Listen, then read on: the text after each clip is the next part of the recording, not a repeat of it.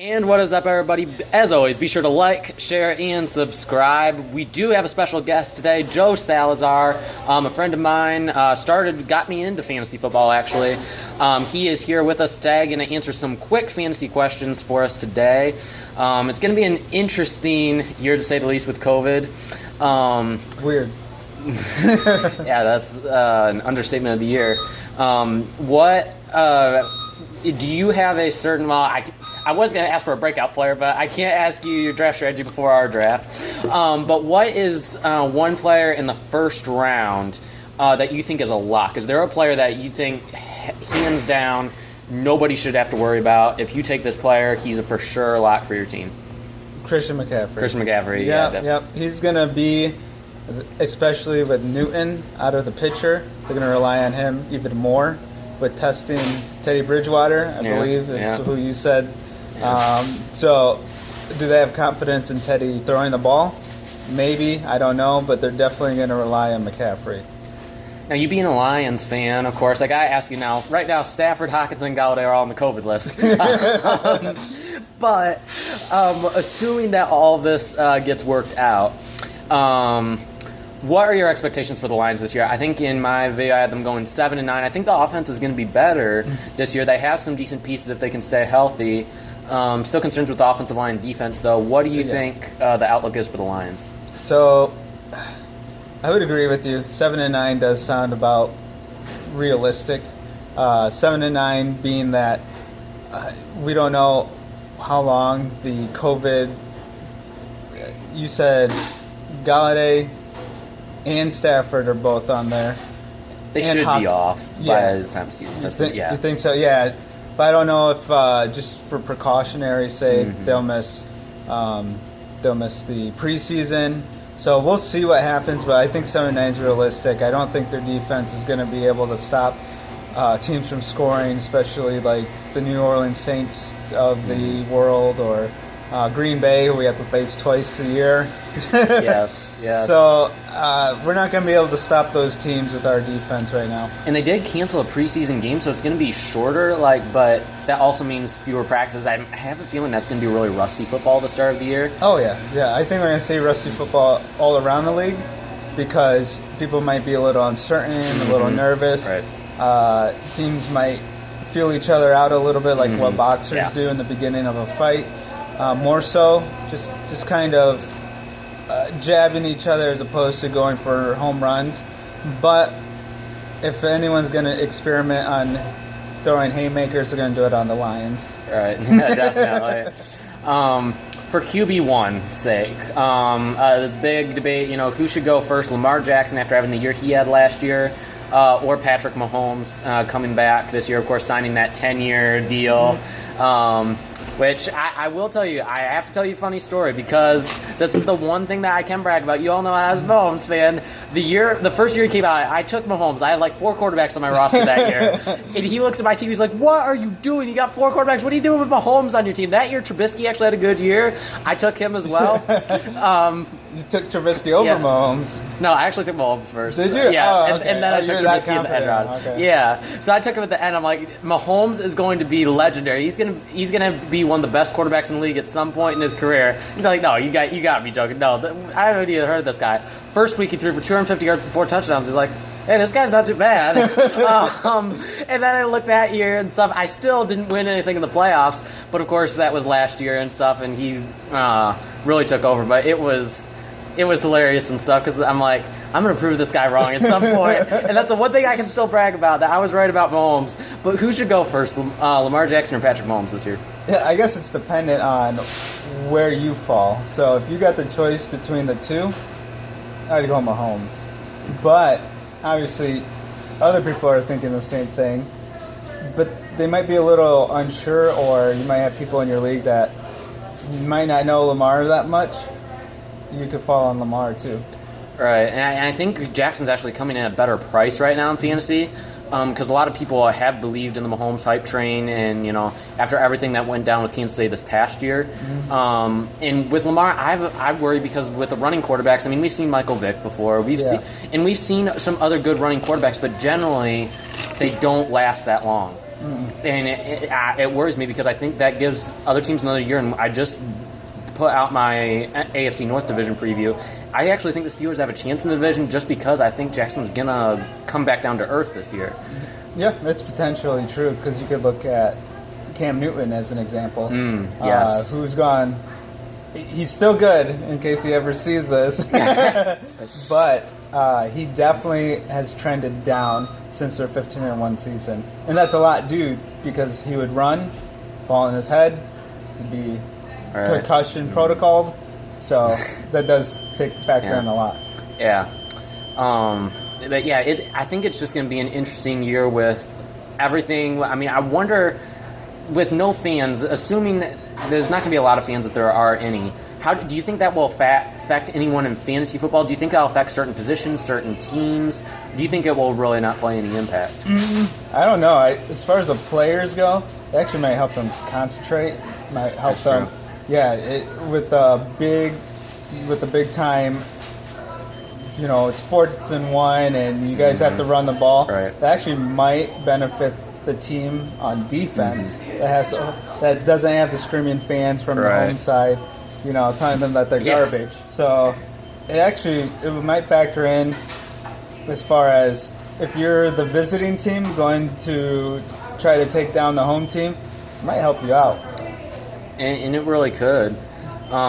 Finish out this. Who is one bounce back player from last year? Player who either didn't have a good year, was injured, or maybe even for a couple years has been down. Who's the guy that you think is going to burst onto the scene this year? Gronk. Oh my word! You gotta be kidding me! I should have seen that one coming. He's coming from retirement, and he's coming back to help Tom Brady and the Tampa Bay Bucks be contenders. I truly don't think that they'll win because it's a new formula, it's a new team, but they're going to be contenders. Right. And that's the thing. I've talked a lot about Mike Evans, how I think he's actually could be a bust this year because Brady doesn't throw a lot of downfield 50-50 balls. So I'm actually saying avoid Mike Evans in fantasy. Chris Godwin may be the one that is a little bit better in fantasy this year, more underneath. Yep, underneath the kind of Julian Edelman type build as opposed to Evans, who's more your downfield, just chuck it and he'll jump over everybody. Yeah, exactly, yeah. Another receiver that we were both very high on in the past was DeAndre Hopkins. So Kyler Murray has some similarities to Deshaun Watson, but in a shortened offseason, being in a new team, do you think he can produce year one? Oh, that's a tough one because you want somebody who's going to be solid. So Kyler Murray being the new guy coming in, having a lot to prove, he wants to get a big contract, so he's going to do what it takes. He knows that DeAndre Hopkins has been on the team. He understands that in order to be successful, I got to rely a lot on this guy, a veteran. So I think he's going to try to be compatible with him. Will it work? It's hard to see because Kyler Murray, he's your out of the pocket, throw and run kind of quarterback. DeAndre Hopkins is your run down field and wait for the ball. So we'll see if it works. If it does, it could be a really good combo. I think, though, if they can be compatible, look for DeAndre Hopkins to have a huge year. All right. All right, Super Bowl prediction. Who you got? All right, this is tough. Okay. So definitely not the Lions. But actually a team that I'm thinking is going to gel and kind of bring it all together this year, you might call me crazy, is I have two.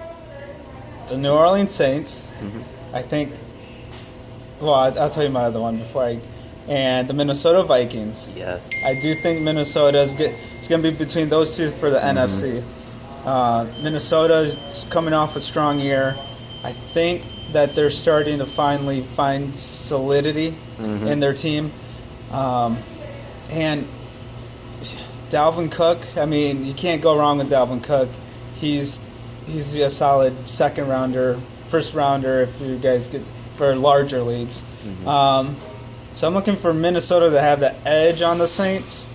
And then for the AFC, it's really going to be a toss-up. Definitely not the Steelers. But it's going to be odd for AFC because I don't think we're going to see the usual Patriots always being contenders. Right. So the AFC might be a little bit different, but I don't know. I don't know which way to go with the AFC. I'm still thinking about that one. I'll let you know.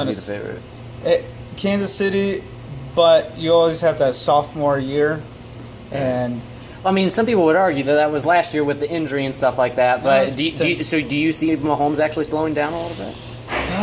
I could see. He just got his big contract. He's good. Cockiness. Yeah, he's good for the next 10 years. He's got his ring. Now it's mentally a game with him. Does he want to? He's got it made, but does he want to go down as one of the greatest ever in the history and beat Brady's record of most rings? We'll see. So, but I'd say they're a contender. Let me think on this one. You go ahead and give yours. Well, I'm going to do another video at some point about my predictions because I haven't thought about it a whole lot, but the same things. Honestly, I like the same two in the NFC, New Orleans and Minnesota. I think Kirk Cousins is an underrated quarterback. A lot of people trash him. But I really like what they have. The defense, probably not going to be quite as good as they were last year, lost a lot of corners. But New Orleans, this has to be their year. Drew Brees, the time is running out. They have all the pieces. If they put it together, and then on the AFC side, I'm a little bit higher on my Steelers than some are because the defense is so good. Like I said in my last video, I think Devin Bush could be an all-pro this year.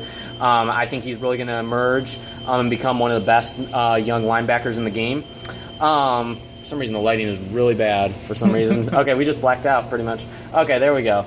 All right, that's a little bit better.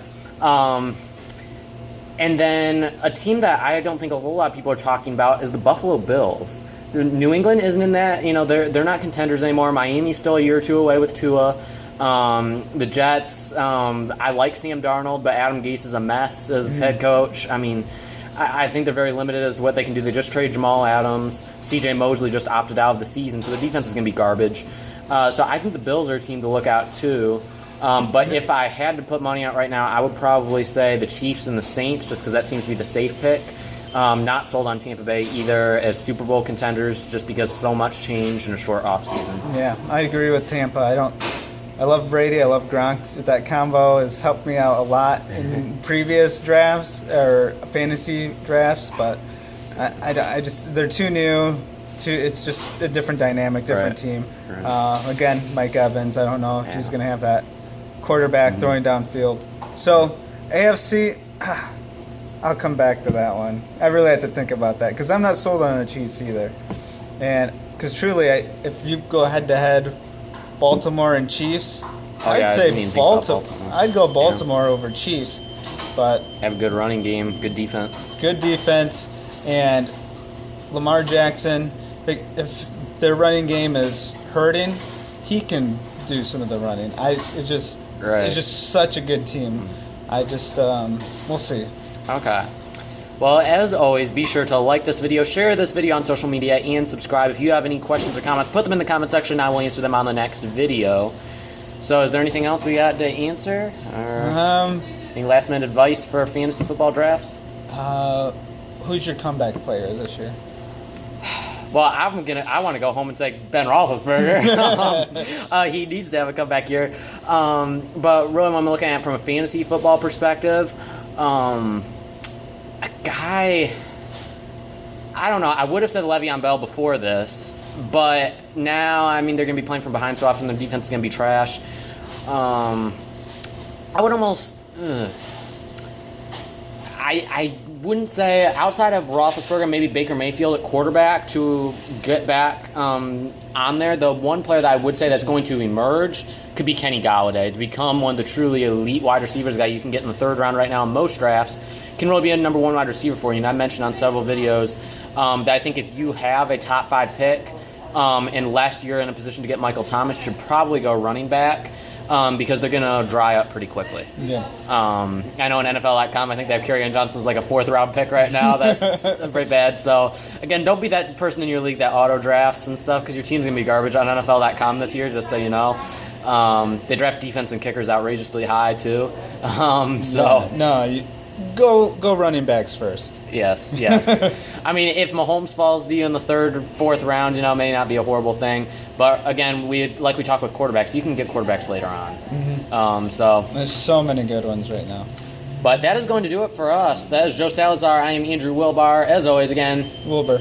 No. Yeah, all that stuff's his fault. But be sure to like, share, and subscribe. We'll have a new video coming out soon. Sorry about the lighting. My bad.